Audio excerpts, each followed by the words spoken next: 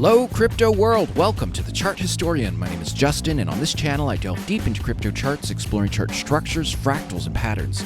Today is May 26, 2025. In the United States of America, it is Memorial Day, where we honor our military personnel who have paid the ultimate sacrifice and given their lives to protect the freedoms that I enjoy. And for all of those who are serving now or who have served in the past, thank you as well. So this is going to be a Casper video. What I'm going to do is I'm just going to give a brief little update on how I see things playing out currently. So this is on CoinTrader Pro. This is not TradingView, and the reason why I'm using CoinTrader Pro is it allows me to go back to the very beginning of the early days of the Casper chart on a small time frame. So I'm on an hour candle. As you can see, I have many boxes here. These boxes are the repetitive macro structure that Casper printed during this time frame. So I'll briefly touch on this. I'm not going to go into the nitty-gritty of it. You can go see some of my previous videos to find the more nitty-gritty of this repetitive macro structure. So price begins with a move up, which is a bull run. It then goes into these blue boxes, which are the decline. There's two of them. It then goes into a sideways range-bound time. There's three boxes. These are these black ones. And then it repeats all over again. So in essence, the repetitive macro structure that, by the way, is at play today on today's Casper chart is a bull run, a decline, and a sideways range-bound time. So it starts all over again. A bull run goes into the decline and then goes into the sideways range-bound time. Look how large this sideways range-bound time is compared to this one. And that brings up an important point. So when a pattern or a fractal repeats, the pattern copies over, but the timing, height, and depth of it, that is going to be original to the new iteration of that structure. So that can allow fractals or patterns to play out on a larger scale than it did previously, or a smaller scale, or even part of a fractal to play out on a larger scale or a smaller scale than it did previously. So once it completes this range-bound time, it goes into a very large bull run, and just as I was saying, the timing, height, and depth plays out uniquely. We see that play out here. So this is the same rough idea, the same pattern as this one, but look how large this has played out. And today's Casper is playing out on a much larger time frame as well. We've been going through the sideways range-bound time for quite a while. We are now currently working on the first box of the bull run structure. So what I'm going to do is I'm going to focus on this bull run structure because so far it's this one that today's Casper resembles the most. So let's zoom in on this structure. Okay, so this is on a 5-minute candle. This played out very, very fast. Even though it played out on a very small time frame, it doesn't negate this structure playing out on a larger time frame, as I discussed earlier. So this is the end of the sideways range-bound time, and the end of the range-bound time ends with a bounce. So we have the bounce, and then notice how this first bull run structure is just, you can't even tell it's a bull run structure. It's just a kind of a ending little part to this greater bounce over here.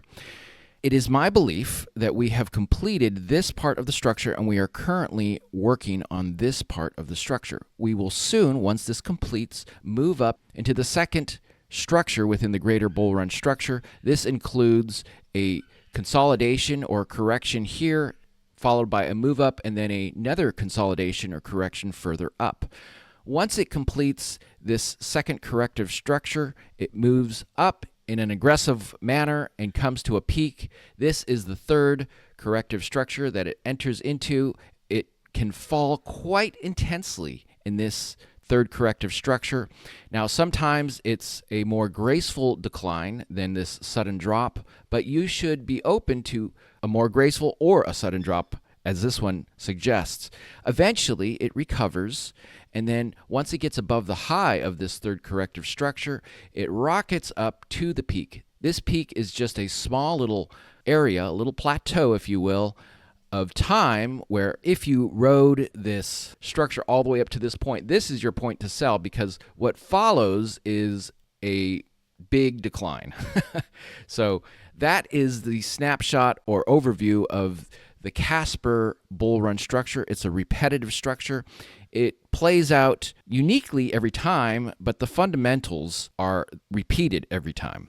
So now what I want to do is I want to focus on this part of the structure. So what I do is, or what I did is I basically copied this part of the fractal and I pasted it onto today's chart. Let's compare what this structure printed to what today's chart is doing. Okay, so this is on today's chart. Here is the third ending fractal of the sideways range-bound time. It's that bounce, and then it goes into the first bull run structure. And as we saw previously, this first bull run structure is really just kind of an ending phase to this overall third structure in the sideways range-bound time, this bounce. Let's focus on this first bull run structure. So the way I have had it so far, this fractal has been like this, and it could very well be playing out like this. Let's dive into what makes up this first bull run structure. So I have it split up into separate waves. This first part I consider wave 1, this is wave 2, and then wave 3 on today's chart really didn't materialize the way it has in the past, although the basics, the echo of the past is still there. So if we look at the fractal, if we try to align the fractal with the first wave, let's do that. Let's play with the fractal a bit to where we can see the resemblance. So if we made it smaller, we can see that there is definitely some resemblance there. Let's focus on the second wave of the fractal versus today's chart. So if we look at the second wave, we can see here, let's do it like this. We can see that there is a resemblance as well. It moves up. And then on today's chart, the third wave is really where it has the least resemblance. Let's focus on that third wave. So in today's chart, this would be the third wave. On the fractal, it drops and then kind of goes flat. Today's chart just kind of winds its way down, but the basic idea is still there. So now let's focus on the part where we're at, the move up part. So this is the beginning of the move up into the second corrective structure. I have had this fractal laid out something like this. As this has continued to develop, I think there's a good argument to say that it could be playing out like this. If it is, we would be entering this part soon, and it should start moving up more aggressively. There is another argument to say that it could be playing out more along the lines of something like this. This is what I like about the way it's laid out like this. So this part of the structure matches pretty well. And if you notice, this peak is not as high as this one. On TradingView, these are both the same height, but we're going by CoinTrader Pro. So this is clearly the peak, whereas this is kind of the move up to the peak. And we have an echo of that same concept. You have this first wave here and then the second wave. That this is really the peak of the second wave, but this is the kind of pre-runner or precursor of that second wave.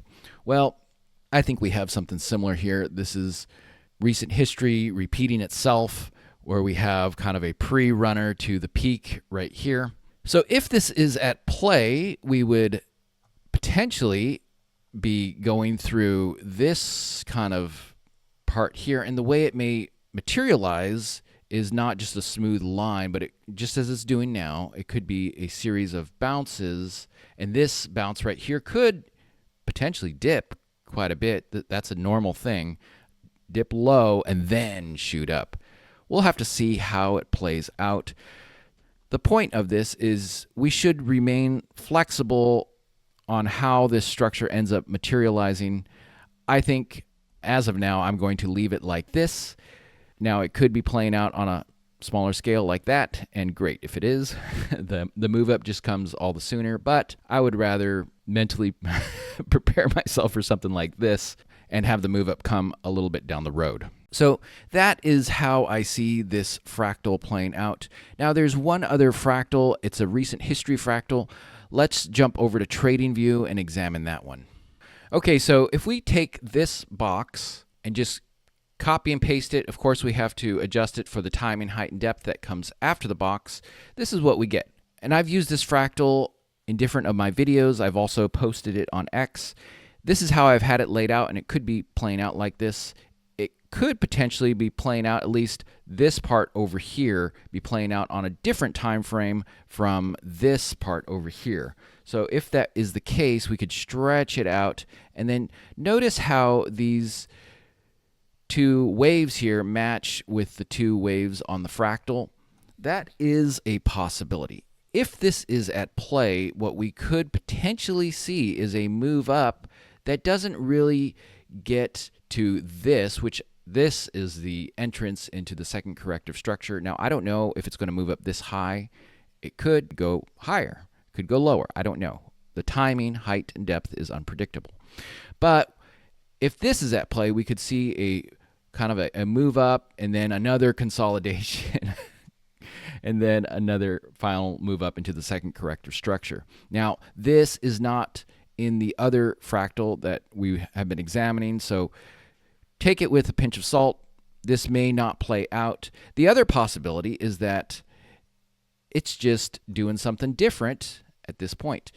Recent history fractals, they can be nice guides, but they can break, and they do break. So this could potentially be in the process of breaking, or it could be deviating at this point, and then maybe it will snap back in line and continue to follow. Either way, I think you should be aware of this possibility. The way it's like right now, this part angles up, so does the fractal, so it could just be a unique way of printing what was this on the fractal. We'll have to see how this continues to develop, but that's how I see Casper playing out right now. I believe it's still on track. And in my previous Casper video, I talked about Bitcoin, how if Bitcoin was following this certain structure from 2021, it could be a good thing for crypto in general. I believe it is following that. I'll show you real quick. So this is that 2021 move up to the peak.